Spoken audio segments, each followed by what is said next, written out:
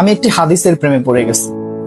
হাদিসটা হচ্ছে ঠিক এমন যে যখন বান্দা একটি ঘরে কান্না শুরু করে এবং তখন আল্লাহর ফেরেশতারা বলে যে আল্লাহ, তোমার এই বান্দাটা কি জন্য কষ্ট পাচ্ছে, এবং ফেরেশতারা আল্লাহর কাছে কান্নাকাটি করে বলে যে তার মনের ব্যথাকে তুমি আল্লাহ কমিয়ে দাও। তখন আল্লাহ তাআলা বলেন যে আমার বান্দা এমন কোনো কিছুর মায়া পড়েছিল বা ভালোবেসেছিল যা আমার চাইতে সে বেশি ওই জিনিসটার প্রতি ভালোবেসে ফেলেছিল।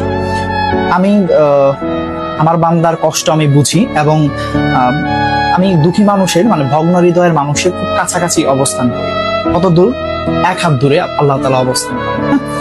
এবং আরেকটা কথা হচ্ছে, ফেরেশতারা তখন বলতে থাকে, আল্লাহ তুমি চাইলেই কি সেই বান্দার সেই অভাবগুলো তুমি পূরণ করতে পারো না?